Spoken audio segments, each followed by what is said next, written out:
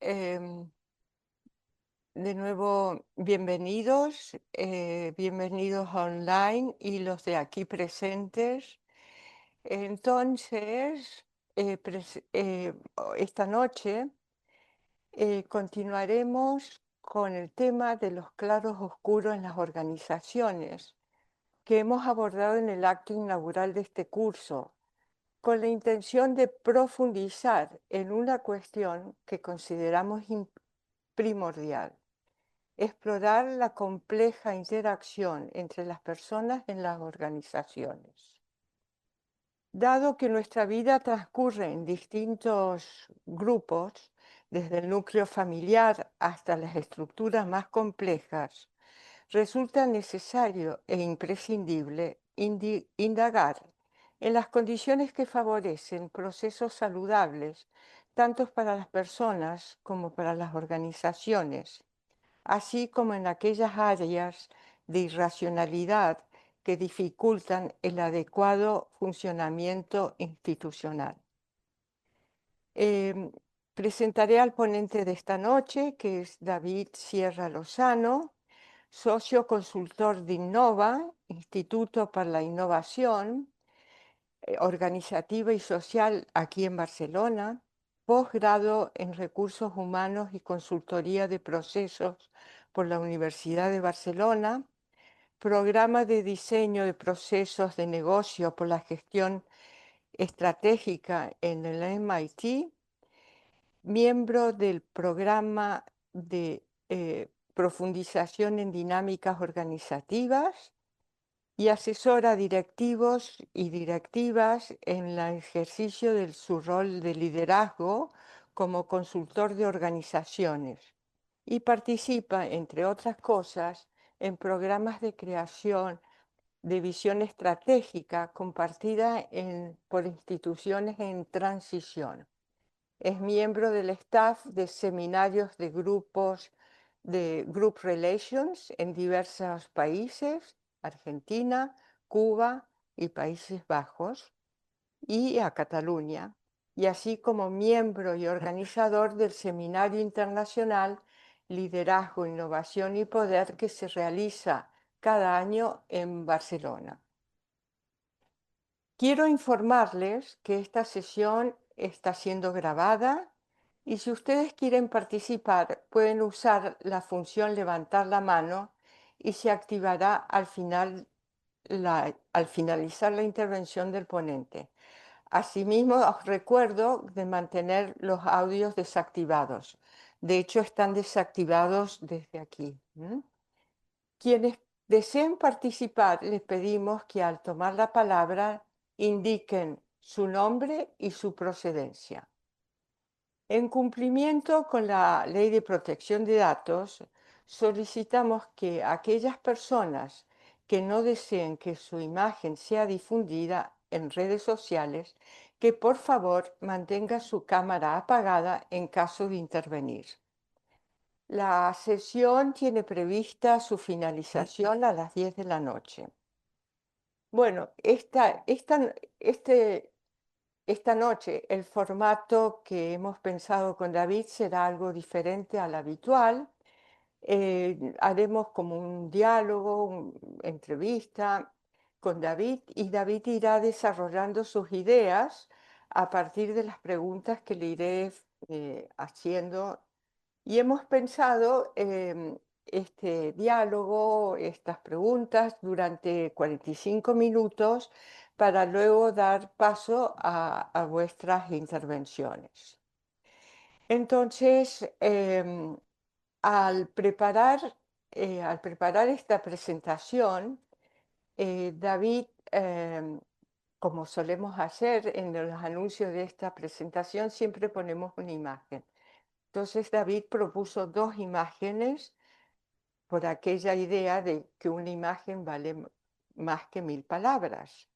Entonces, para iniciar este diálogo, me gustaría que Guillem nos pusiera esta imagen, el por qué ha seleccionado esta imagen, y vamos Y comentando. vamos comentando. Bueno, Bueno, gracias. Primero de todo, gracias, Elin, gracias a la SEP por la invitación de nuevo a esta sesión, que ya compartimos en la sesión inaugural con Yuji Cern aquí presente también. Y agradecer también a los que están conectados online y especialmente a los que están aquí presentes en un día que no es fácil porque estamos en vigilia de puente. El micrófono. ¿Se escucha? ¿No se escucha bien? ¿Escucha bien? Sí. Por tanto, muchas gracias. La primera imagen que tenéis aquí representa la obra de René Magritte, seguramente es archiconocida en el campo psicoanalítico. Ya me dirás, Eileen, si es así o no. Y como vemos, esta fue la primera que elegí. Como vemos, hay ese cuestionamiento entre qué es el lienzo o es el paisaje, ¿no? Y esto para mí es un básico, ¿no? Entre la realidad y la representación de la realidad, que desde el campo de la consultoría este es un ejercicio fundamental para nosotros y forma parte de una base cuando se preparan consultores o personas que están acompañando procesos de cambio a otras personas, porque desde nuestra perspectiva es clave esta distinción primero porque las situaciones que se nos presentan problemáticas suelen ser confusas, ambiguas. Entonces, el tener muy claro que nuestra intervención va en relación a la representación que el otro se hace de eso que llama realidad y no a la realidad es fundamental. Y de ahí esta obra que creo que lo refleja muy bien. Esto da lugar a diferentes tipos de intervención, porque cuando la consultoría trabaja con la realidad, entonces estaríamos interviniendo en la cosa y sustituyendo al que está a cargo de la cosa. Pero esto ya es otro posicionamiento diferente. Bueno, ya iremos pensando. Yo pensé que este cuadro, como decía David, es una reflexión sobre la percepción de la realidad. La imagen tapa el paisaje real, pero no es la realidad misma. Entonces nos muestra cómo construimos lo real a través de nuestra percepción. En este caso, la representación del cuadro es casi igual, se asemeja a la realidad, sigue siendo, pero sigue siendo una construcción. También puede entenderse como una metáfora del trabajo analítico. Las realidades que nos traen los pacientes están filtradas, su percepción teñida por sus proyecciones. Y el trabajo analítico consiste, entre otras cosas, en modular estas proyecciones para que distorsionen menos una realidad tanto objetiva como subjetiva, ¿no? Entonces, bueno, pasamos quizás... Bueno, en eso que decías, y también como antesala de esta presentación, que lo hablamos hace tiempo, yo Sí, aproveché también el estímulo de esta charla para retomar algunas lecturas originales de Bion, ¿no? sí, Que siempre está bien volver a leer a Bion, bueno, seguramente conocido para muchos de los que estáis aquí, sí, porque hay mucha lectura sobre Bion, sobre aquellos que hablan sobre Bion, y la lectura directamente de la obra de Bion sí, no es tan fácil, al menos para mí no me resulta fácil. Y en esto que estabas diciendo hay una cita que, si nos importa, voy a retomar, que habla de esta diferenciación, realidad-fantasía, y cómo de alguna manera, al menos desde la posición consultora, lo que hacemos es trabajar con la materia prima que nos ofrece el cliente en base a hipótesis. Y siempre es algo muy tentativo, pero la cita para mí representa muy claramente esta idea. Y dice así, es del libro de Aprendiendo de la experiencia. Me encontré en una posición semejante a la de un científico que sigue empleando una teoría que sabe que es imperfecta porque aún no se ha descubierto otra mejor que la reemplace. Y me parece muy claro, ¿no? Este posicionamiento sí, de alguna manera tentativo porque no estamos en lo que llamamos realidad, sino trabajamos con hipótesis en base a aquello que se nos da, se nos ofrece. claro, en base a las realidades subjetivas, ¿no? Quizás también tú has asociado con Bion y yo he asociado que en la revista Temas de Psicoanálisis hay un artículo justamente de Víctor Cabré que habla de este autor, de este pintor. Es del año 14, está en nuestra revista online temas de psicoanálisis. Bueno, quizás Pasamos a la segunda. pasamos a la segunda.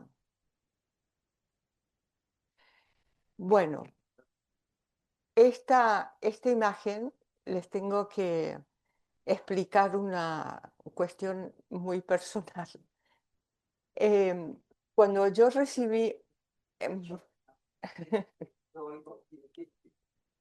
bueno, estábamos explicando la primera imagen y ahora pasamos a esta segunda imagen. En esta segunda imagen, cuando estábamos trabajando en la construcción de este acto, David me envía esta imagen, que era muy pequeñita y yo no tenía gafas. Y lo primero que pensé, son los Castellers, qué original. Castellers muy originales. Y entonces, claro, después viéndola más amplia y con gafas, es evidente que es una distorsión absoluta de las redes de la imagen, que yo creo que es un buen ejemplo cómo mi expectativa respecto a la charla y sobre el trabajo grupal en las organizaciones distorsionó totalmente mi interpretación de esta imagen, porque los castellers, que es una tradición popular catalana de siglos atrás, consiste en construir torres humanas y la asocié con el trabajo grupal porque considero que Castellers es como un ejemplo paradigmático de la actividad grupal sincronizada, cuyo éxito depende de la interdependencia de todos los participantes y de una cuidadosa distribución de funciones para que el niño que llegue arriba llegue con éxito, ¿no? Creo que la imagen Castellers es una imagen muy significativa y muy explicativa del trabajo grupal. Bueno, ahora Bueno, siento la decepción, no eran los Castellers, pero sí que quizás no es una imagen muy bucólica de lo que sería la experiencia en grupo, pero también forma parte de una realidad que podemos vivir muchos, ¿no? Cuando nos sentimos de la manera que nos podemos sentir los que se sienten en esta piscina abarrotada de gente. Yo creo que también en el ideal, eso no deja de ser una metáfora esto, ¿eh? Por supuesto. Quizás metafóricamente el ideal es vivirnos como si cada uno va a una piscina, coge su carril, nada, vuelve y sale a placer, ¿no? A decisión propia. La elección de esta imagen, que no es mía, sino que la cogí prestada de una conferencia hace unos 10 años de una filósofa, Judith Butler, eh, que hablaba de la interdependencia. filósofa, ¿quién es? Judith Butler. Sí. Me ha acompañado siempre cuando pienso en lo sistémico desde la perspectiva de que ya de entrada estamos interrelacionados, ya estamos sistémicamente conectados. Y de vez en cuando irrumpe una ola que nos lleva de un lado a otro sin quererlo ni beberlo, ¿no? Mm, Pero es esa idea de que bajo el agua hay un intercambio, un entrelazamiento de estados afectivos, emocionales, dinámicas, que no podemos elegir tan libremente qué queremos y qué no queremos. Y ahí mm, esta es mm, para mí es como un reflejo de esta interconexión inevitable. Estamos ya en la piscina y esto marca mucho el posicionamiento, ya no solo intelectual, sino cuando estamos en grupos y estamos tratando de clarificarnos qué pasa, ¿no? En esas situaciones donde nosotros somos arte y parte, vivirlo desde esta perspectiva da otro enfoque totalmente diferente. sí, Bueno, y de ahí la elección de sí. esta imagen. Mm. No es tan amable. Hay otra que podría haber, ahora me haces pensar en quizás en un bosque, ¿no? Con árboles independientes, ¿no? Y hay una científica que es Susan Simard, que seguro que habéis escuchado, que habla de que a pesar de que aparentemente los árboles están diferenciados, Por debajo Ajá. de, de manera subterránea hay un Ujú. intercambio de recursos, hongos, ¿no? Que hay información y recursos que están transmitiéndose mutuamente. Esta es otra más bonita que no esta, pero bueno, también vale, Vale. ¿no? Sí. Bueno, entonces pasamos a a otro comentario. ¿Sacas la imagen? Sí, ya está, ya podemos. Retiras la imagen. Bien, entonces, en el enfoque de tu trabajo aparece en el título de esta conferencia eh, el, el enfoque sistémico y psicodinámico. Yo creo que sería interesante que pudieras ampliar estas dos perspectivas, cómo se articulan, porque pienso que no todos los conceptos que usamos en el psicoanálisis individual, en la exploración psicoanalítica individual, se pueden transferir a la psicología de grupos, ¿no? Mm. Entonces, me gustaría que pudieras desarrollar estas dos perspectivas. Para mí, desde los que trabajamos en el Instituto Innova, la, la psicodinámica tiene un fundamento sistémico.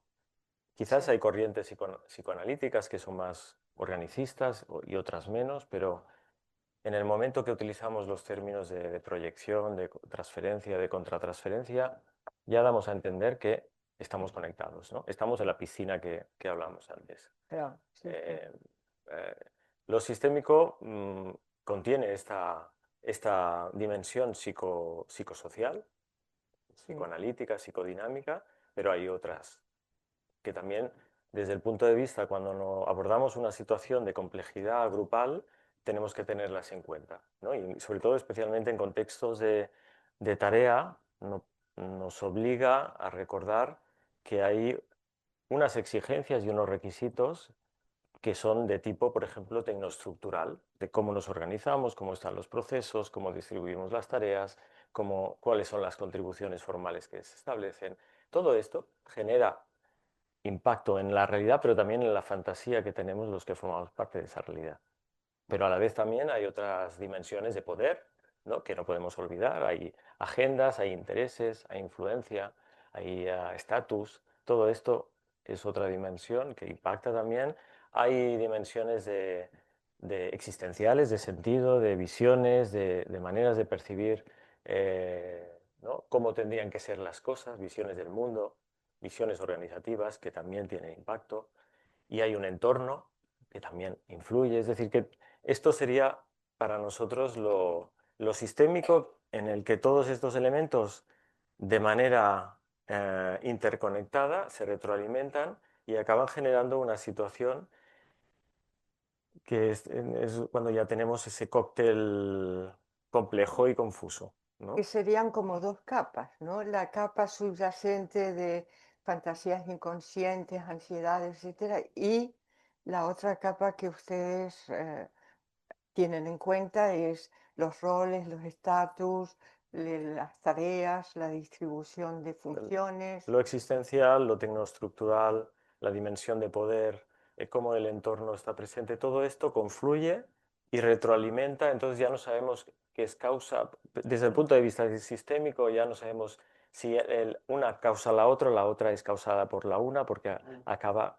retroalimentándose y esto aquí forma la melee compleja y que este marco sistémico nos da más amplitud, quizás de mirada y más riqueza a la hora de acercarnos un poco a qué palancas podemos movilizar, porque en definitiva lo que desde la posición consultora, tal como la entendemos, lo que estamos ofreciendo es perspectivas complementarias que ayuden a quien con quien estamos trabajando a ampliar su repertorio de acción. En la medida que Ampliar su su repertorio repertorio de acción, de acción. en la medida que estas hipótesis, estas aportaciones sugieren otras maneras de recontextualizar lo que uno está viviendo y dotarle de otro significado, y esto lleva a otro tipo de acción, pues quizás nos encaminamos a esas situaciones que pueden ser deseables, ¿no? Para Claro, el es cliente. como una percepción más enriquecida Exacto. por una visión desde fuera donde contemplas todos estos aspectos, ¿no? Yo siempre, hay una experiencia que de hace unos 15 años que para mí es como un punto de referencia que tengo en relación a una situación organizativa que vivimos. No, no, yo no viví, sino era un compañero de la Facultad de Psicología que Sí. tomó otra trayectoria profesional en una consultora, una de estas grandes consultoras, y me llama un día diciéndome, estamos interviniendo en una organización, una gran multinacional, y estamos haciendo un cambio organizativo desde su enfoque, Mm, que no mm, es el que seguramente es el mismo que el mío. Y me decía, mira, y nos ha pasado que en el proceso se ha dado una situación de una especie de moving entre dos trabajadores y me decía, ¿nos podrías echar una mano a ver si puedes acompañar a esta persona que de alguna manera sería como, entre comillas, la víctima de esta mm, situación, ¿no? En un espacio de cura para esta persona? Claro, en ese momento está la opción de decir que sí, pero desde amablemente pues le dije que no podía ser porque si nosotros intervenimos ahí dando por sentado que esto ya es el síntoma, es un emergente psicosocial exclusivamente, sin ayudar a la organización a entender que eso no deja de ser un emergente quizás de causas multifactoriales que pueden provenir de otros razones, como te decía, mm, tecnoestructurales, de mm, incentivos, de mm, estatus. Si no hacemos una lectura de complejidad, vamos a hacer un apaño. Esto no quita que seguramente esta persona necesite un acompañamiento, mm, pero no podemos hacer apaños parciales sin tener en cuenta todo el mm, contexto. claro, Esto para mí sería un ejemplo sistémico, no sé si mi colega lo entendió, pero bueno, eh, son, sí, son enfoques diferentes. pues sí. Quizás ahora pasamos a, no sé, a hacerte otra pregunta, porque yo tengo la impresión que cuando abordo bibliografía sobre este tema, eh, me encuentro con libros y títulos que dicen análisis institucional, análisis de las organizaciones. Entonces, eh, me acabo preguntando, bueno, ¿institución y organización es lo mismo o es diferente o es una moda que fue en una época el análisis institucional y ahora es otra manera de mencionarlo como organización? No sé. Yo creo que a lo mejor aquí en la conversación y en lo coloquial, yo utilizo indistintamente Mm, organización e institución. no, Quizás institución más cuando tiene un cariz más de tipo público que no empresa para organización. mm, Pero eso en lo coloquial. En lo técnico, si miramos la literatura más de mm, este enfoque de mm, comportamientos humanos en toda la línea tavistoquiana, lo que sería organización hace más referencia a la parte más tecnoestructural de procesos, de los trabajos, de las órganos de gobernanza, todo lo tangible, y la parte de institución sería relativo a las imágenes, a lo afectivo, a las dinámicas, a lo simbólico. Y habría esta distinción técnicamente, en origen, en la mm, literatura. no, También hay un concepto que está en esta parte que se habla de institution in the mind, que sí, sería cuál es el marco, ¿no? de institución con el que nosotros, no el real, sino el que abordamos mm, la representación simbólica de lo que es esa institución para nosotros, pero con todos los mm, procesos más psicodinámicos, emocionales, etcétera. Pero eso ya no, es una cuestión yo, de vocabulario, ¿eh? yo creo que esto es fundamental, digamos, porque tenemos una misma institución, pero cada uno tiene sus expectativas privadas muy diferentes de unos de otros, Y eso ¿no? nos lleva a la imagen de René Magritte, ¿no? Esa es Sí, la distinción entre territorio y el mapa. Y tenemos un mapa ¿no? Y Un mapa un mapa, es un mapa subjetivo. sobre el que nosotros operamos en un posible territorio, pero ese mapa no deja de tener una construcción con la carga de lo que para mí ha sido una institución, una organización, con mi experiencia, con los valores, con mis fracasos, con mis logros, con todas las vivencias que, por tanto, está cargada emocionalmente y simbólicamente de lo que yo atribuyo a esa institución. Claro, y esto debe ser la puerta de entrada de grandes, con- no sé si conflictos o tensiones, porque para no todos viven de la misma manera determinada institución. Y el cruce de mapas es lo que genera precisamente la complejidad No, de teorías sobre qué es, cuál es la realidad, ¿no? De ahí esta imagen inicial. no,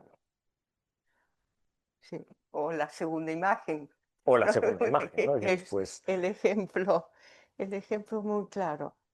Ahora, dentro del ámbito psicoanalítico estamos muy familiarizados con las aportaciones de Bion.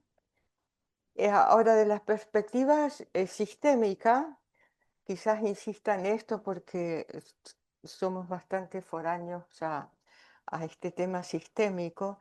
eh, ¿Qué autores, qué conceptos, ah, sí, qué guión nos puedes... hay desde el, no sé, yo creo que no me gustaría aquí aburrir porque hay muchos que, pero No, hay aburrir en el sentido de citar muchos autores. Hay autores sistémicos que no están en el campo psicoanalítico, Lewin como es- clásico, Moreno, Bertrand Fly, otros que están en el campo más sistémico, más desde el punto de vista ingenieril, que es Peter Checkland, Stafford Beer, Luke Hubeck. Es decir, hay toda una literatura que entiende que la organización es una red de elementos interconectados y lo que emerge en una parte tiene relación con el contexto. Esto es la...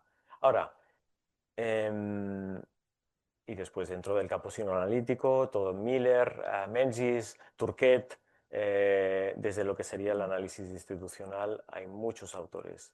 bueno, pero entonces hay una línea inglesa y una línea francesa, ¿o qué tú dirías? Yo no sé si hay una línea, hay una, en el mundo anglosajón hay,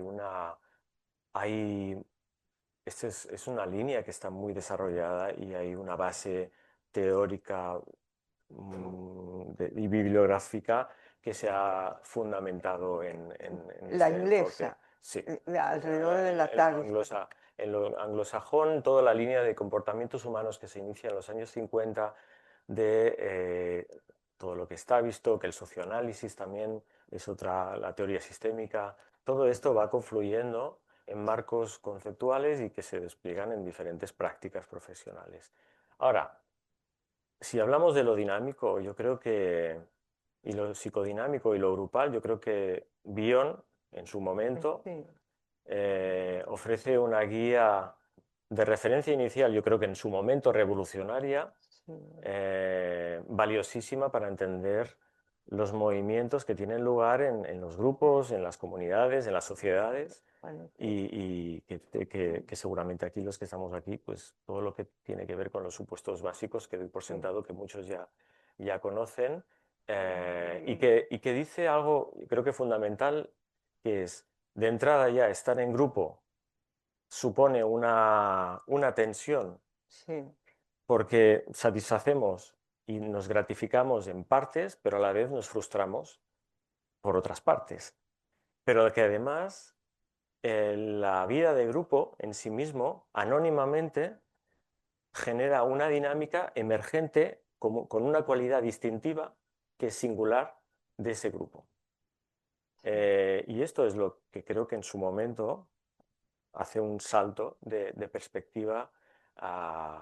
Ahí, ya que estamos, sí, déjame sí, recuperar una sí, cita, sí, sí, sí, porque me he puesto muy de cita, no es para sacralizar a Bion ni mucho menos, pero de vez en cuando me gusta leer estos referentes como elemento de reflexión para ir un poco más allá. Y hay una cita que creo, entre todo, muchas cosas que no entiendo del todo, pero esta sí que la entiendo. Dice en el libro de experiencias en grupos, dice, estoy totalmente justificado al decir que el grupo siente tal y tal cosa cuando, de hecho, solo una o dos personas parecen comportarse de manera que fundamente esta afirmación. Si, en el momento en que esto se produce, el grupo no da muestras de la conducción que recibe. Es decir, que un grupo, por mucho que sean dos personas o una que manifieste un estado, una emoción, Mm, esto no es algo de esa persona, sino sí, es un emergente de sí, algo compartido por el propio grupo. Yo creo que esto es fundamental sí. desde el punto de vista de la perspectiva. Es decir, cada individuo es portavoz de un funcionamiento grupal, pone voz a lo que está sucediendo en el grupo. Exactamente. Y esta es la cualidad que anónimamente, como expresión de determinadas satisfacción por cumplir unos deseos o frustración por no cumplir otros, el grupo genera un estado Mm, que es una expresión de su ansiedad o de sus estados emocionales de amenaza, de miedo, etc. ujú. Es como la Hay imagen del bosque, todos interconectados. todos interconectados. Una en la literatura, pero en nuestra propia experiencia en el Instituto Innova, yo creo que hemos vivido en diversas ocasiones, para poner un ejemplo también de experiencia práctica, pero se encuentra, yo creo que como clásico, es esa organización que viene de un funcionamiento más vertical, más jerárquico, más patriarcal y que desea hacer una transformación, una transición a otra manera de funcionar más plana, más colaborativa. Sí, Claro, por mucho que nos empeñemos en establecer planes de sucesión, ¿no? sí, A estratégicamente. predisponer todos los procesos, preparar la nueva Ujú, distribución, la nueva gobernanza, preparar a la gente para esto y toda la inversión que podamos hacer. La robustez de la cultura de tantos años funcionando de una determinada manera en ese modelo de dependencia y va a torpedear cualquier intento de transformación. Si no se mm, acompaña también, aparte de lo demás, este sustrato de fondo de una manera gradual para hacer esa transición a otra diferente. Pero claro, esto requiere otro tipo de trabajo y de acompañamiento diferente a lo que a veces eh, se pretende desde determinados enfoques, ¿no? Que ya hacemos un carpetazo y ya vamos a otra mm. manera de hacer diferente. Bueno, yo creo que los analistas que trabajamos en individual estamos muy familiarizados con esto. Es decir, una transformación de un modo de funcionar a, a poder Claro, claro. transformarlo a otro no es un plis-plas, ¿no? Es todo un trabajo muy detallado y minucioso y constante, etcétera, de poder ir acompañando en esta... Si eh, sabéis de lo que es un proceso, vosotros sois, creo, los, sí, los que entendéis lo claro, que supone un proceso de transformación que sí, requiere, ¿no? Más que ir en línea recta, requiere un trabajo más de acupuntura, de tocar muchos elementos para que haya un claro, movimiento más sistémico. Está claro. pues muy interesante. Ahora, en esta experiencia como consultores, ya que estamos hablando de transformaciones, eh, ¿tú observas en la actualidad transformaciones en las organizaciones como consecuencias de estos momentos, de estos últimos años de realidades sociopolíticas complejas y difíciles? ¿Y cómo impacta entonces la ansiedad e incertidumbre social en que vivimos? Si impacta en las organizaciones, qué efectos hay, cómo se deriva, bueno, todo este gran tema que es, Impacta seguramente y mucho, ¿no? sí, Y aún esta pregunta que sabía que la ibas a hacer, cada vez que la pienso me respondo cosas diferentes. De manera que que dice de la complejidad del momento que sí, estamos viviendo. sí, Y yo, si tuviera que elegir, es difícil encasillarlo, ¿no? En una categoría, pero si tuviera que elegir una emoción de base de lo ah, que ahora se está viviendo, yo creo que la emoción principal es miedo, sí, desde mi perspectiva, ¿no? Y el miedo, alguien por ahí hablaba de la pandemia del miedo, ¿no? Que estamos en otro tipo de pandemia. Y el miedo, si sucumbimos al miedo, que es fácil negarse a la asunción y al reconocimiento de que hay miedo, se disparan todos los supuestos básicos que hemos hablado, de Bion y otros más que se han ido generando en el tiempo, eh, supuestos que son destructivos para los proyectos y para las sociedades, por supuesto, porque trabajar con el miedo requiere esto mismo, ¿no? Asumir que estamos en ese estado y cómo podemos evitar el miedo, ¿no? Este es un reto fundamental, yo creo, en las sociedades, porque fácilmente a nivel de lo que vemos en organizaciones, y seguramente como psicoanalistas os encontráis con gente que busca otras tipologías de tratamiento, lo que buscamos más es la certeza, ¿no? La seguridad de una respuesta, la solución rápida, e inmediata, esto que sí, decíamos antes, estos sí, procesos lentos, ¿no? sí, Estas, entender, claro, la perspectiva que aquí estamos hablando es entender que los grupos humanos a veces tienden a irracionalidades que no son coherentes. no, Claro, esto genera mucha inseguridad. sí, Por tanto, no es complaciente y por tanto nos agarramos como hierro ardiente a otros enfoques que son más positivos, más garantistas de la felicidad absoluta y sí. la completitud y del desarrollismo y de toda esta, Bueno, la toda esta línea, psicología positiva, digamos, toda la ¿no? psicología positiva. Sí, Esta es la... ah, Ahora, como lo que nosotros estamos viendo de impacto como tendencia ante quizás como expresión, como reacción, como mecanismo de defensa ante el ah, miedo, es que los colectivos lo que hacen es, mm, no ante pasa la nada. complejidad, mirar hacia arriba, y hay una respuesta organizativa que es busquemos seguridad en la procedimentación, en la protocolización, en todos los procesos, en la estandarización. Y esto yo creo que es una tendencia creciente que nos Mm, da esa sensación de protección y de seguridad, sí, sobre todo para evitar que pase algo malo, ¿no? Y para evitar el riesgo, que es condición sine qua non para que acabe pasando, pero bueno, esto ya es otra... Pero mm. esta es una línea que están sufriendo, pues, como sabemos, muchos profesionales, porque lo que está generando es alienación por una parte e infantilización por la otra.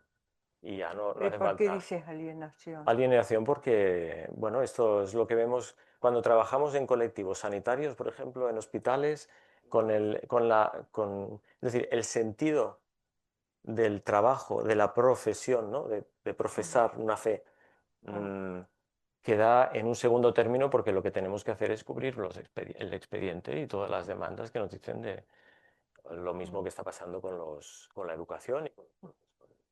Una tensión que busca... ¿Qué pasa? ¿Se ha apagado? Hola, hola, hola. Es, Y ahora sí, ¿no?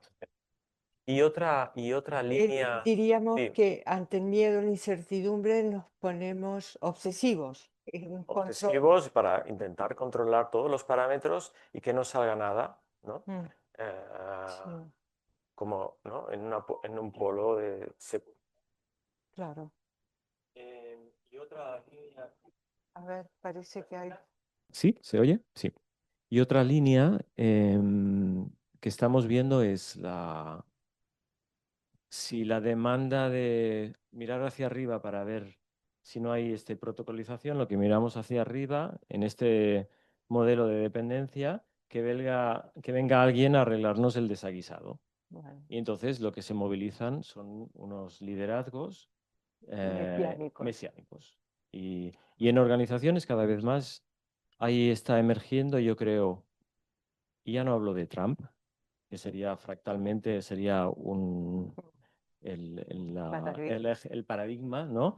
De un liderazgo narcisista perverso que en momentos de desorientación, de desatino, de confusión, es el caldo de cultivo para la emergencia de estas figuras Claro. que tienen efectos devastadores en la gente, por supuesto, en la gente que trabaja en estas organizaciones, pero que de entrada da mucha tranquilidad porque hay alguien que viene a solventarnos el problema. No, Y, el claro, autoritarismo. Frente al miedo necesitamos el líder autoritario que nos contenga. nos contenga. Ahora, esta característica, yo creo que hace unos meses, desde el Instituto Innova, el colega presidente Joan Roma, estamos organizando unas sesiones que todavía están en marcha, algunas de ellas, hablando de este tipo de liderazgo. Y para mí fue como muy chocante ver cuán extendido está este tipo de perfil en determinadas organizaciones Sí, y cuán frustrante y el efecto de despersonalización porque generan un doble vínculo, son figuras que suelen ser muy seductoras, también jugando con el amor y el odio, ¿no? Y mm, la gente que está alrededor proyecta mucha atención y pierde de vista la tarea y tiene un impacto tremendo en los proyectos. sí. Sí, estaba pensando en vínculos de admiración y de sumisión al líder y el odio y la proyección del odio en fuera, ¿no? Claro, Hay en los chivos expiatorios que ya conocemos, claro. ¿no? Sí, sí, Es decir, alimentan la disociación de alguna manera. totalmente. Por supuesto, afuera está el enemigo, pero internamente la gente que está alrededor, Mm, eh, al final hay un tratamiento por parte de estas figuras de los demás como objetos despersonalizados. sí, Entonces, sí. hay un vínculo que es siempre muy ambivalente y por tanto acapara mucha atención. Pero bueno, esto sería ya una línea. Sí. Mm. Bueno, quizás, ¿qué tal si nos das un ejemplo de la práctica? Es decir, si nos podrías dar un ejemplo de la manera, ya nos Mira, en esta línea de este tipo de perfiles estuvimos trabajando con una fundación hace un tiempo que nos llamó la directora en relación a esa fundación, con una dinámica de mucha tensión con el presidente de esa fundación y el equipo directivo pues estaba viviendo el desgaste de, de un tipo de liderazgo que se acercaba a estas características que comentábamos. Entonces estuvimos trabajando en diversas sesiones con este equipo directivo y forma parte yo creo que lo que sirve este tipo de espacio para procesar, para compartir el estado, por una parte, más allá de descomprimir y reconocer qué nos está pasando como equipo directivo con esta figura, es primero reconocer que hay una contribución activa y pasiva que alimenta este tipo de comportamiento. Y de esto no es todo. fácil. Y Sí, es esa contribución sistémica e incluso a veces pasivamente, haciendo o dejando de hacer determinadas cosas que claro, lo que hace es alimentar la bestia. sí, Después, también diacrónicamente entender que esto a lo mejor no soluciona, pero disuelve un poco la comprensión de por qué emergen estas figuras en determinados momentos, es tomar un poco de perspectiva temporal de que quizás en- es el resultante de un momento histórico en el que se necesitaba un tipo de liderazgo quizás de mm, tipo más heroico y todo el sustrato de fondo lo que acaba es haciendo emerger esta figura. Por tanto, hay esa co-creación colectiva, ¿no? Sí. Por tanto, no es alguien que viene por ahí y aparece y qué mala suerte hemos tenido, sino que también hemos participado en el proceso. Y bueno, y el trabajo en las sesiones, en el momento que tú vas también pudiendo entender, comprender a otro nivel por qué está pasando y poder compartir los estados emocionales de lo que nos pasa, hay un momento también que es conveniente de descentrar la atención y la energía en esta figura y volverla a canalizar hacia la tarea y al proyecto. Y esto es muy saludable para, Muy, bueno, saludable sería muy efectivo, para mm, decirlo así, para poder orientar la energía a donde toca, ¿no? Más allá que también em- se empiezan a establecer, al menos en esta fundación, algunos mecanismos de regulación que ayudan a contener determinados comportamientos, porque normalmente determinados comportamientos de esta figura, porque normalmente aparecen en espacios donde lo tecnoestructural ha quedado fuera. Entonces no hay elementos que acoten lo que es posible hacer o no hacer. Entonces activar una cierta, mm, unas ciertas fronteras, ¿no? Cordón sanitario mm. de regulación es muy importante y se habían dejado de la mano de Dios y volver a recuperar esos mecanismos también para la fundación en ese momento yo creo que es importante. Y esto no quita que la tensión está ahí, pero Ujú. pueden, pueden trabajar de otra manera.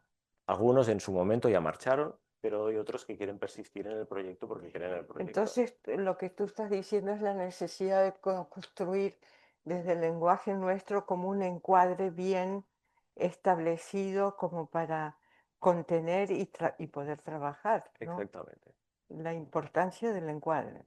Encuadre y que ayuda a la contención psíquica para poder trabajar y como vía también de canalizar la energía hacia lo que es el proyecto propiamente. Claro. Porque estas figuras lo que hacen es vampirizan toda la atención de manera que todo el mundo en los pasillos, en fuera, en los cafés, en el esto, en el trabajo, es como un continuo. Entonces, no sé, es, Mm. es- es- es desgastante, Sí, ¿no? se dispersan. Bueno, esto es un caso Sí. que paradigmático para mí de lo que nos encontramos hace un tiempo como intervención y bueno, es donde se Mm, puede llegar dadas las mm. condiciones también, ¿no? Butinov, Digamos que tiene que haber una demanda explícita de la organización para eh, un servicio de consultoría. sí, sí, si no hay, nosotros no podemos estar más interesados que el cliente en que mejoren las cosas. Este es un principio consultor básico. Ajá. Entonces, sí, pero seguramente vosotros también en Sí, la consulta también os sí, encontráis, no podéis estar más interesados que el paciente. Si no hay nadie que asuma un liderazgo, como en esta fundación, y que la directora conocía este enfoque, que tome cartas en el asunto para orientar un trabajo con el comité directivo en esta dirección, asumiendo que esto es un mm, proceso complejo, no podemos. pero necesita la complicidad y la aceptación del equipo directivo Ahí está, sí. para, Hay siempre una fase también de testeo en el que nosotros mm, de sí, ver si hay condiciones para poder sí, trabajar, porque sí, si no nos vamos a meter claro, para, por cubrir el mm, expediente. sí, sí. Bien,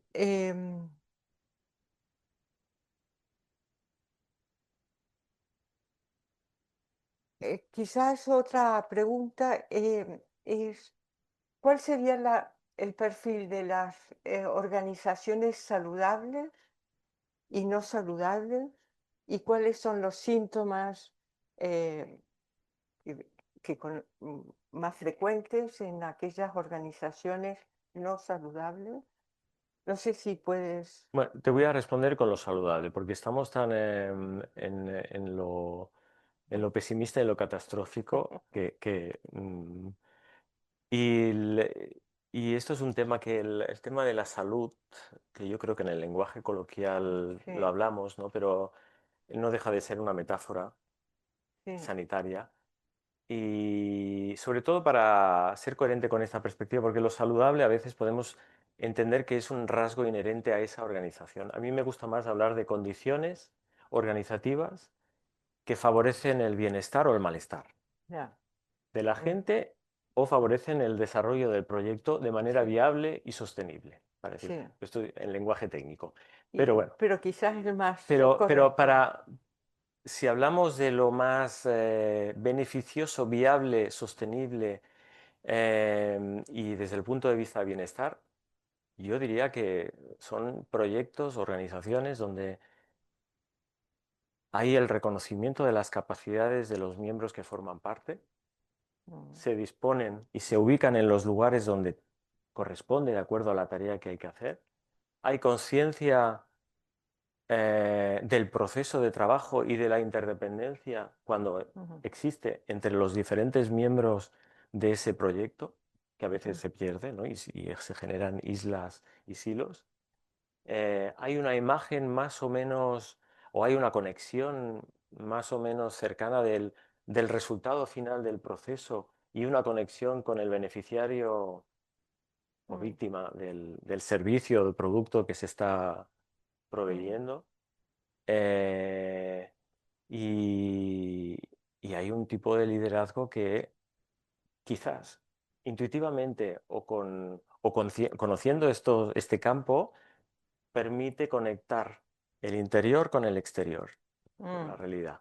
Es decir, mantener siempre las ventanas abiertas para que el grupo no se cierre en sí mismo y saber movilizar aquellos supuestos básicos que son útiles para la tarea, porque a veces cuando leemos avión y en estas lecturas, todo está tanto en el campo terapéutico y de dificultad y de problematización, que los supuestos básicos también es una reserva energética fundamental para las organizaciones si se sabe movilizar y se sabe orientar en favor de abrir posibilidades de la generatividad, de la innovación y del desarrollo del bueno, proyecto y del propósito, ¿no?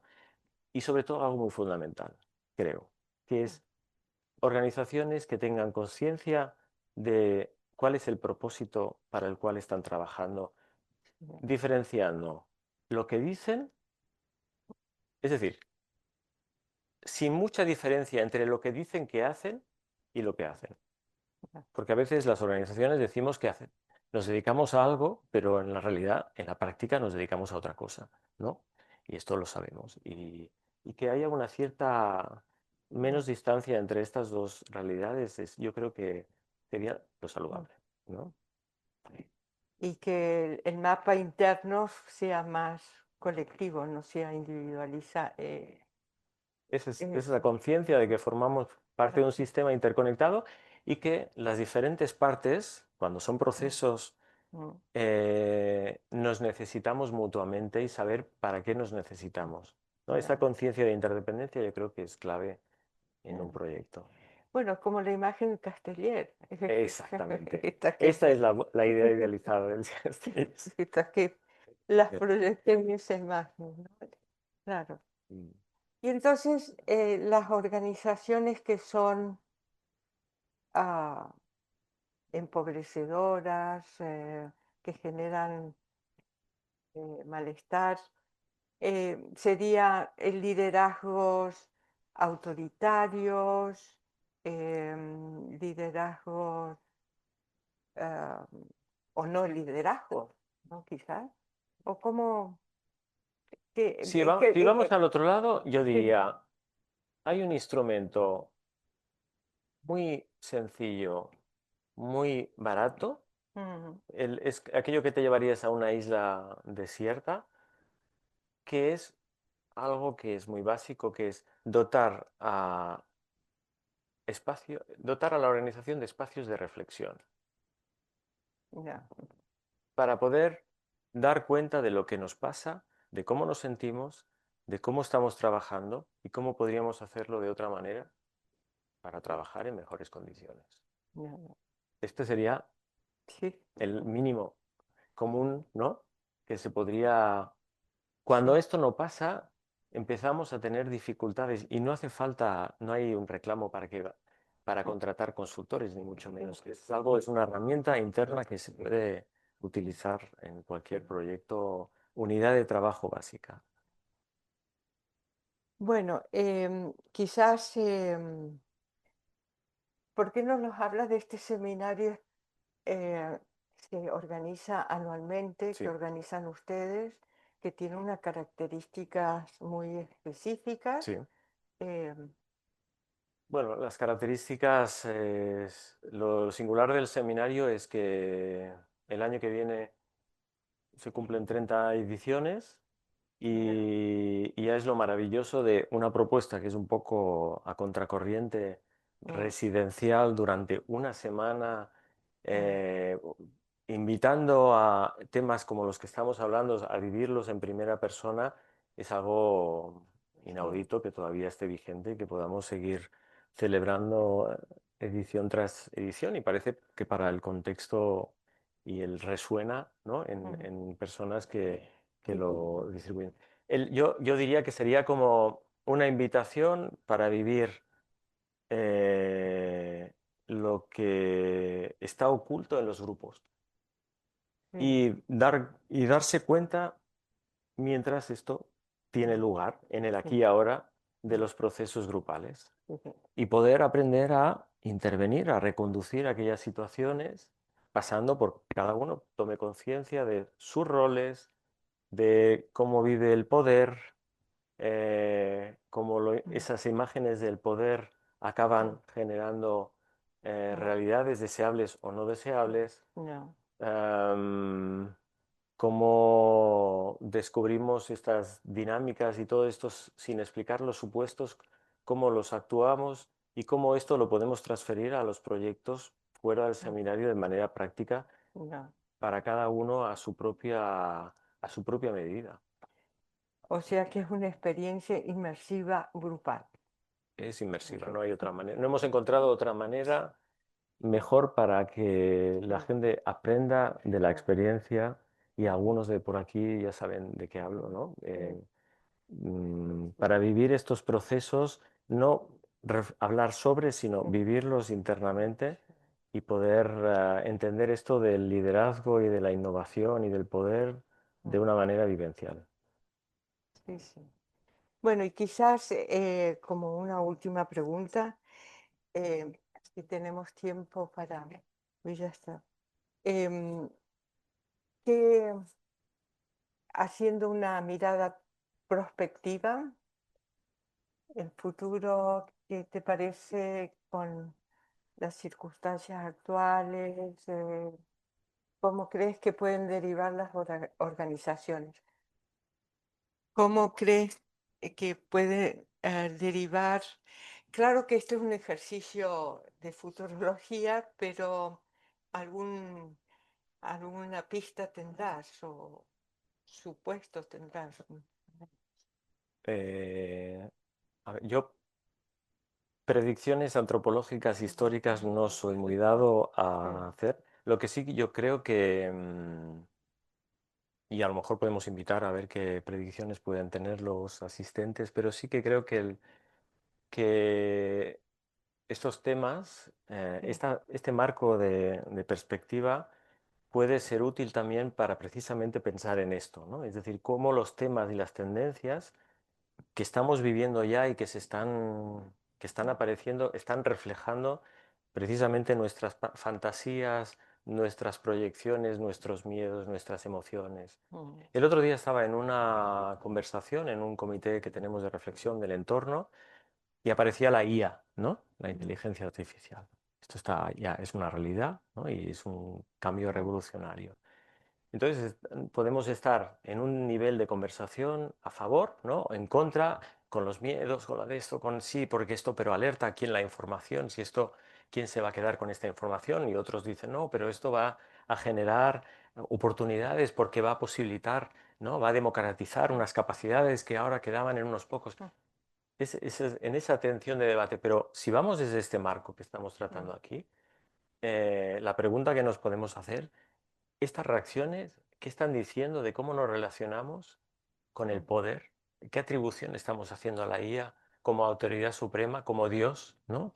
Como oráculo que nos va a salvar de todas las miserias y nos va a predecir el futuro? Es decir, esa relación no deja de ser, esas reacciones de miedo o de ilusión no dejan de ser reacciones ante a eso que atribuimos una autoridad. Haciendo tanto, y es interesante mirarlo desde este marco. Yo creo que es vigente, es necesario y además es imprescindible utilizar estas herramientas que tenemos desde este campo psicoanalítico para comprender mejor y quizás anticipar, si es posible, algunos escenarios. O como mínimo, que estos acontecimientos vayan acompañados de marcos explicativos diferentes a los usuales, ¿no? Porque lo que pasa no son islas, es decir, siempre se le acompaña de una narrativa con una explicación, ¿no? Y los medios de comunicación ya tienen su propia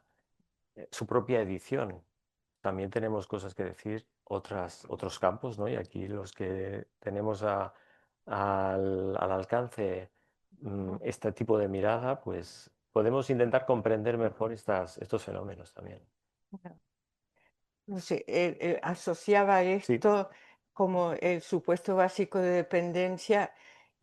Bion lo decía en el Mesías, nosotros ahora podemos decir Elías. sí, la IA nos va a salvar de todas las Sí. dificultades, claro. Bien, entonces cerramos aquí nuestro diálogo, intercambio que hemos hecho y así damos lugar a comentarios, asociaciones que se le hayan ocurrido tanto a los presentes como a los que están online. Entonces, Guillermo, que es nuestro ayudante, estará atento a las personas que levanten la mano y recuerden que aquellos que quieren intervenir, eh, em, decir el nombre y lugar de procedencia. No se ven, ¿eh? Los que están online, nosotros no, Ahora. Vale. Bueno. Eh,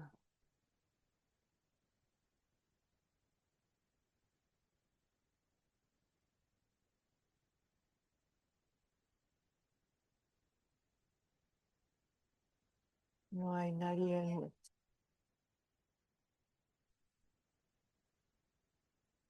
A ver, siento teneros que dejar. Mm. Está todo clarísimo, no hay dudas de nada. Jorge Tizón. Un mensaje de Jorge Tizón.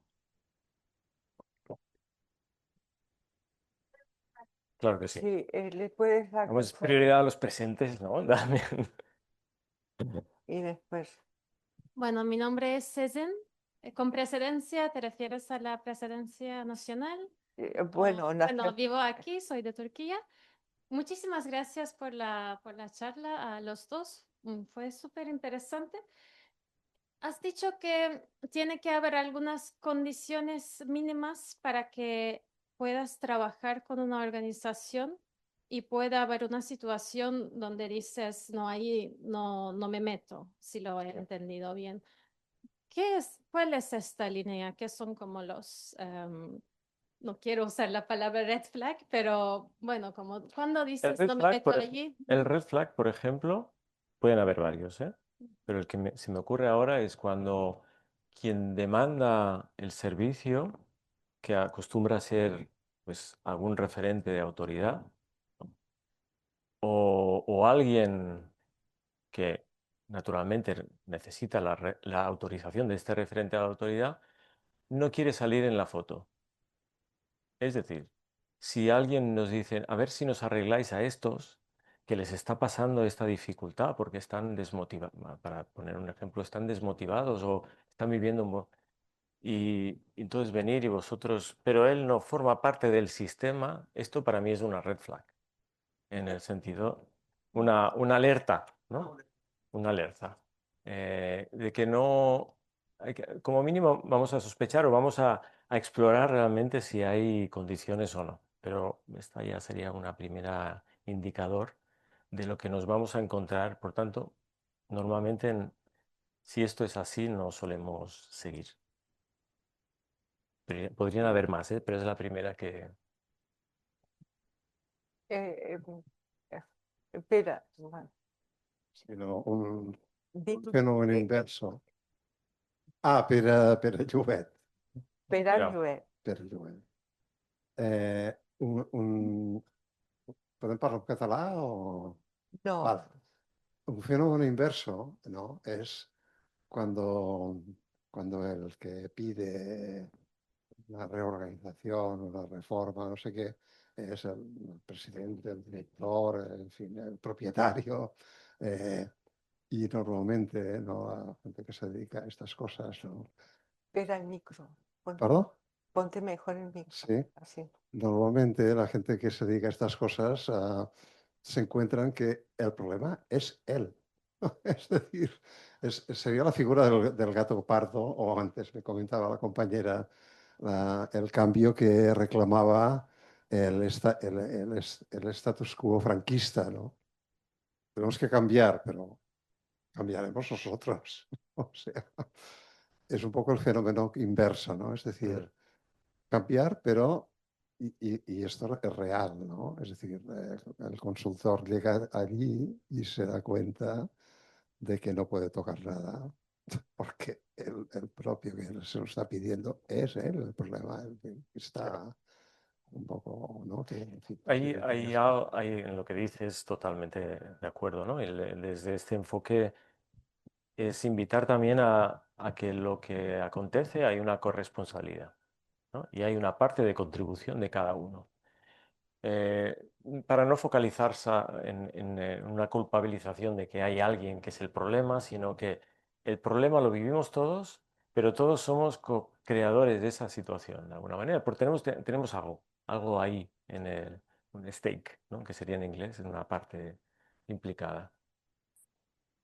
Quizás algunos más que otros, pero pasivamente, ¿no? Como hablamos en el caso de esta fundación que explicaba antes, el reconocimiento por parte de los demás de lo que atribuyen y proyectan y acaban generando en esa figura que puede ser el jefe o la jefa, es también una contribución, ¿no? De los demás también. Para tomar conciencia de esto es importante. hay casos, digamos, que realmente hay un propietario Sí, en sí, la empresa que es de un señor, ¿no? sí, Ha entrado en crisis, la empresa, por lo que sea, sí. a lo mejor, quiero decir que a lo mejor es que ha cambiado el mercado, ha cambiado el contexto, etcétera, etcétera, ¿no? Y su manera de agarrarse entonces, de hecho, rechaza abrir un proceso de este Claro, tipo total. de, Sí, sí, sí. bueno, que Entonces hay poco, pidan los jefes ahí es muy difícil de sección. trabajar, sí, Estos no saben nada, etcétera, etcétera. totalmente. Total. Tú, Lucia, querías intervenir y después... Ah,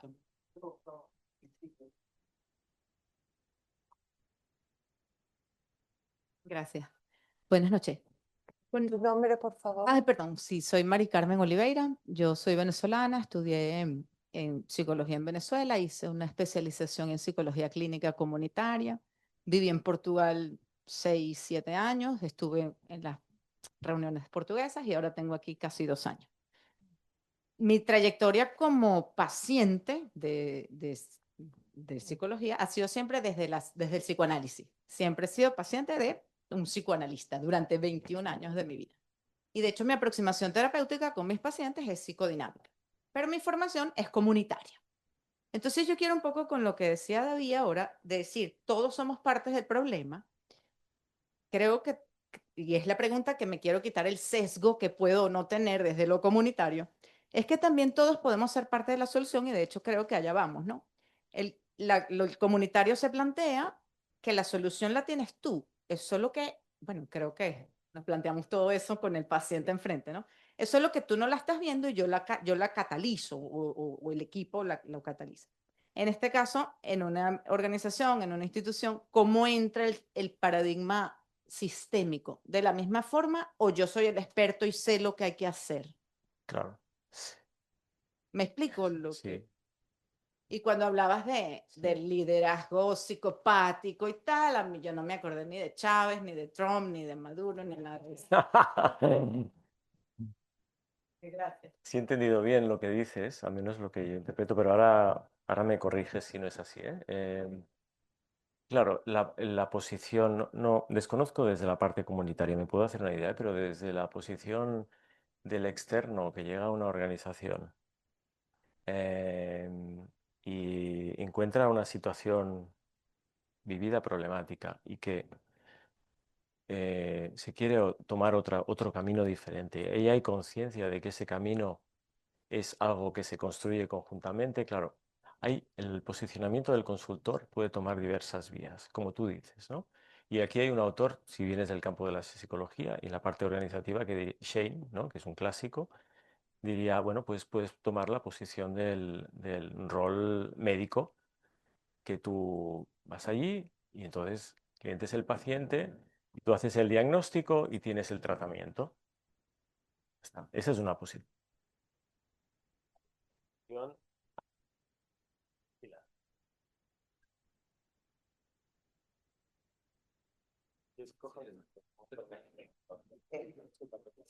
Bueno, quizás te presto el mío. Sí. Son posicionamientos diferentes desde la intervención, ¿no? Nosotros abogaríamos un trabajo de proceso colaborativo en el que nosotros contribuimos desde una perspectiva y el cliente y el sistema cliente desde otra perspectiva, donde los diferentes miembros tienen su parte, ¿no? Para lo que llamaríamos, no me atrevería a decir solución, pero la construcción de un camino que vaya en otra dirección. Después hay otras formas de establecer la consultoría. Hay agencias de viajes, ¿no? Que dicen que van allí y les piden, queremos ir aquí, ¿no? Y por tanto el consultor los lleva donde quieran. El diagnóstico lo establece el cliente y el consultor pues es el transportista a las Maldivas o donde quiera llevarlo el cliente. Es decir, que hay muchas maneras, pero yo entendería en la línea de lo que tú estás diciendo que no es una posición del experto, porque el experto es lo que en el cuadro inicial de la realidad tomaría la realidad como un hecho, entonces el lienzo queda fuera y el consultor se apropia de la realidad y sustituye al que está gestionando esa situación. Y entonces hacemos un management, ¿no? Una gestión directamente de la realidad y acaban sustituyendo al equipo directivo. Claro, ¿no? Porque no olvidemos que también el que viene de fuera tiene su propio mapa. Mm.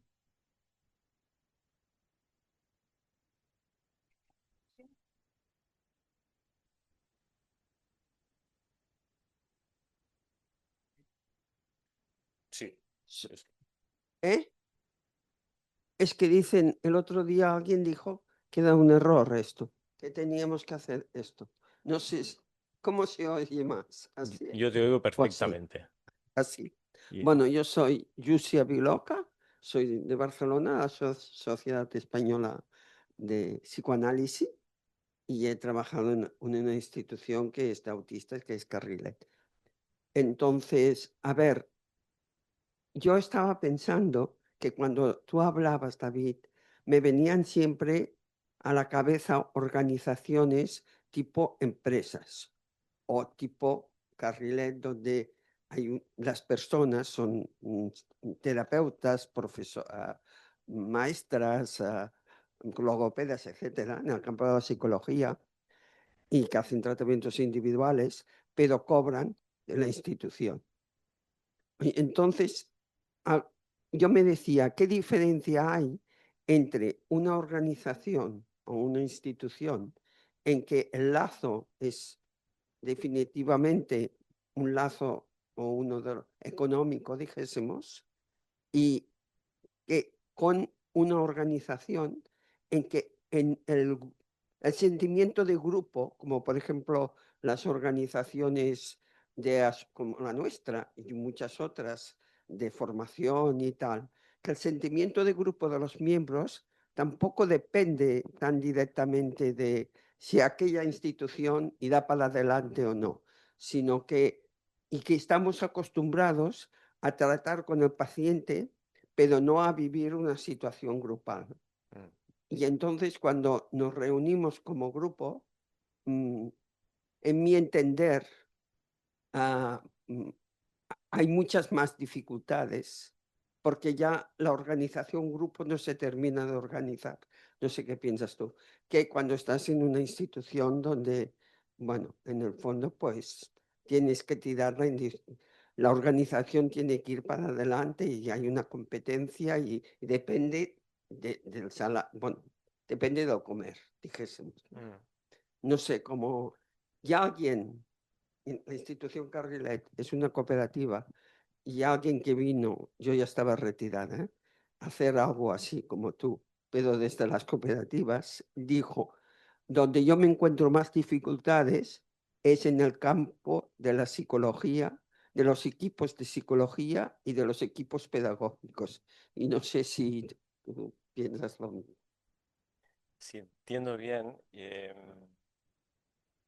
aquellas agrupaciones, ¿no? Aquellas organizaciones donde la composición de sus miembros tienen sentidos, ¿no? Es decir, imagínate, por ejemplo, un centro de fisioterapia, donde los profesionales se reúnen allí, tienen sus propios clientes y tienen un espacio compartido para trabajar, ¿no? Bajo un mismo nombre, pero al final el vínculo con el paciente lo hace el profesional. No sería muy diferente, ¿no? Es decir, yo creo que estas instituciones que tienen esta característica que tú estás señalando, el trabajo del propósito compartido requiere una mayor redefinición y contraste y testeo permanente de por qué deberíamos estar juntos aquí o qué perderíamos si no estuviéramos juntos. Esta es una pregunta fundamental para un grupo de trabajo que existencialmente comparte algo, un mismo techo, un mismo propósito, así como en una empresa familiar. Esto ya, lo existencial está bien trabado de base y está bien de vez en cuando hacerse esa pregunta, pero tienen una perdurabilidad en el tiempo mucho mayor porque hay unos lazos de un sentido compartido de origen. En estas organizaciones que tú estás mencionando, así a bote pronto, lo que a mí me sugiere es que los espacios de reflexión, de resintonización son fundamentales. Perdón.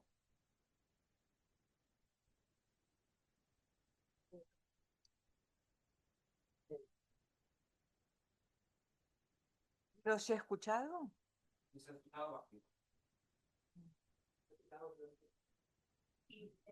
Luis.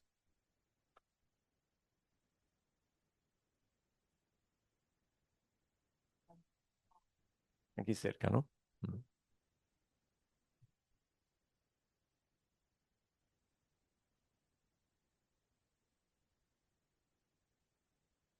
Hemos acabado las baterías de todos los mecanismos. No sé qué significa, pero...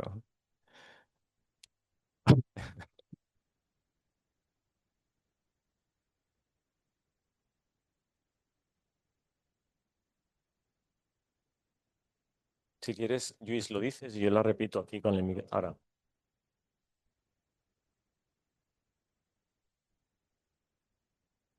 Sí, no, gracias, David.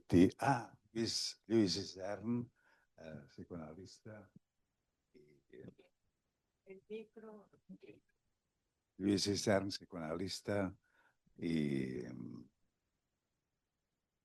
amigo de David Sierra. No, te quería preguntar por las características del consultor. ¿Qué te parece que necesita un consultor para poder hacer su trabajo? Y digo esto también porque... Poco narcisismo. de entrada. Poco, poco. No sé, no me preguntéis el grado. Pero, algo sí, pero seguramente también la confianza. Seguro que entre todos construiríamos un perfil idóneo de lo que ¿Y sería el qué consultor. experiencias te parece que pueden favorecer, ¿no? Tener estas... Yo creo que y esto conecta con la experiencia de este tipo de seminario que organizamos anualmente y que la SEP también este año da soporte, es poder estar disponible. Esto no se diferencia mucho de la profesión de psicoanalista, poder estar disponible a las proyecciones. Por eso decía lo del narcisismo, ¿no? Disponible a las proyecciones y con un cierto autoconocimiento de las propias tendencias, porque en estas situaciones grupales es muy fácil dejarse arrastrar por las dinámicas. Entonces, si no hay esa parte de conciencia y de ser sensible a qué emociones yo puedo movilizarme fácilmente en grupos y en dinámicas específicas, voy a estar ciego seguramente de lo que está sucediendo. Entonces, yo creo que esta es una de los requisitos de aprendizaje básicos para quien quiere ejercer esta profesión, que como decíamos antes con la colega, se puede ejercer de muchas maneras, ¿no? Yo estoy hablando de lo que yo entiendo que sería una manera pues más coherente, ¿no? Con esta perspectiva que estamos hablando aquí. Tenemos también una pregunta en el chat que la voy a leer yo ahora. Vale. Disculpad si me trabo. Dice Iñaki, soy Iñaki Echagüe, psicólogo clínico de Pamplona, Navarra. Una pregunta y o reflexión para ambos. Dice, la toma de conciencia de la interdependencia, cuando es auténtica, creo que es una verdadera conquista interpsíquica. Sin embargo, los tratamientos clínicos son fundamentalmente individuales. Me parece que aquí se sitúa algo a replantear. ¿Qué podrías decir? Eileen, esta era para los dos, ¿eh? Sí. ¿Quieres decir algo tú? Pero, Yo, si bien el tratamiento es individual, pero internamente, en el mundo interno de la persona que está en un tratamiento individual, está poblado de relaciones. Y es en el análisis de esas relaciones que se da en el marco del tratamiento individual, es donde ahí está, analizamos la interdependencia que existe entre el yo y los otros internamente presentes, ¿no? Yo comparto la perspectiva que verdaderamente, bueno, no sé si hablar de conquista, pero es un reto y un logro muy beneficioso. Y es verdad que hay una cierta incoherencia en determinados contextos, por ejemplo, en la escuela, ¿no? Si la escuela está orientada a preparar al niño o a la niña, esto genera implicaciones muy diferentes si el aprendizaje es de las relaciones. De la misma manera que en la cuestión de una prisión, si nos enfocamos a la rehabilitación de la persona como individuo o nos enfocamos a las relaciones del que está preso en una cárcel, ¿no? Por ejemplo. Es decir, que la cuestión sistémica y el enfoque en las relaciones, a veces en lo que sería la teoría, en la práctica podemos decir la teoría, pero en la práctica vamos por otro sentido. Por tanto, bueno, ahí daría mucho de sí lo que está comentando, sí. Pero a mí me parece que el individuo siempre está en contexto. Aunque él esté solo, está siempre en una relación consigo mismo, con los otros internos, los objetos internos. Eh, Hay otra pregunta. Marta Rein.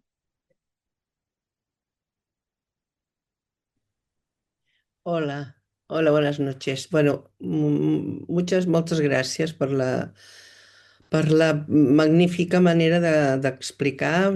Lo estáis haciendo en castellano, supongo que debe haber gente de fuera. Primero para felicitaros, porque me ha gustado mucho, conozco el funcionamiento de los grupos experienciales y es difícil explicarlos, los has explicado estupendo. Y luego me ha gustado mucho cómo has empezado diciendo que en psicoanálisis había siempre algo sistémico o estaba fundado en lo sistémico, David, ¿eh? Digamos, como tenemos también a Eileen que nos puede contestar por ahí también, que me parece que se parece un poco a la pregunta que acaban de hacer. A mí me ha hecho pensar en el cómo deberíamos, ya desde lo sistémico, desde lo psicoanalítico, o al menos yo lo tengo en cuenta, cómo atender individualmente a niños y adolescentes, sobre todo, también a veces en adultos, cuando te los traen individualmente. Digamos que para mí sería una muy buena manera de empezar a tratar individualmente después que se haya abordado grupalmente y poder entender si realmente es el niño el que necesita, o la niña o el adolescente que necesita esta ayuda, o es el grupo familiar, entendiendo todos las interrelaciones grupales que pueden haber dentro de cada uno de los individuos. Es una pregunta que dejo al aire o la reflexión, pero a lo mejor podéis comentar algo. Gracias. A ver, no sé, Marta, pero me parece que cuando abordamos o nos solicitan un tratamiento, ya sea de adolescente o de niños, tenemos una entrevista con padres y ahí podemos deducir si es una cuestión familiar, interna en la dinámica familiar o es más individual. Creo que hay un proceso de diagnóstico donde puedes ir identificando de dónde, qué es lo mejor para ofrecer en esos casos. No sé, esa es mi manera de pensar y de trabajar. No sé si te contesto suficientemente. Marta, Bueno, no está. se ha desaparecido. Oye, no, era Nérida Aurella de aquí, de la Sociedad Española de Psicoanálisis. Mira, me ha interesado mucho cuando has dicho que antes que contratar a, diríamos, a alguien que ofrece un servicio como este que tú planteas, que me parece muy interesante, has dicho que lo que empezaba por ser más barato y más necesario era, has dicho, dotar a la organización de espacios de reflexión para empezar, ¿no? Incluso para ponerse de acuerdo para poder pedir la intervención de una institución, bueno, una organización, o como no se llama lo tuyo, bueno, una intervención que ayude a todo esto. Pero entonces creo que tú has dicho, ha de ser el equipo directivo que lo ha de pedir, pero yo creo que lo que tendría que empezar el equipo directivo es por dotar a la organización de espacios de reflexión, etcétera, y que de estos espacios de reflexión viniera la demanda, más que del equipo directivo. No sé si, o sea, el proceso debería ser así, ¿no? Porque, En su, ¿no? en su proceso ideal, sí, pero es verdad que hay contextos donde no hay hay ausencia de estos espacios y entonces el liderazgo de esta demanda lo toma uno de los miembros o una de las miembros que tira, ¿no?, a la organización y empuja a la organización a hacer un paso adelante. Y a veces nos encontramos que es así y el proceso se invierte. Entonces nos encontramos en un encuentro de reflexión con otros miembros que a lo mejor no han tomado esa iniciativa, pero y se invierte. Esa es la realidad. Claro, deseablemente sería lo idóneo, lo O que tú sea, si mencionas. alguien del equipo directivo deseara que esto pasara, tendría que favorecer los espacios previos estos de donde surgiera la demanda. Esto sería lo ideal, Claro. ¿no? Claro. Vale. Vale, y por último tenemos la respuesta de Marta, que dice, no siempre el proceso se hace tan largo y lo que decía abogaba para las terapias familiares con mucha más frecuencia que lo que vemos y que no ha podido responder porque estaba muteada y se disculpa. Gracias, Marta. Bueno, quizás ya, ya hemos pasado la hora de nuestro encuadre y entonces agradezco a David enormemente que hayas aceptado nuevamente venir por aquí y a todos los que están presentes y a los que están online. Es un tema que evidentemente es atractivo, apasionante, necesario. Inabastable también. Inabarcable y por eso te pediremos más veces, quizás.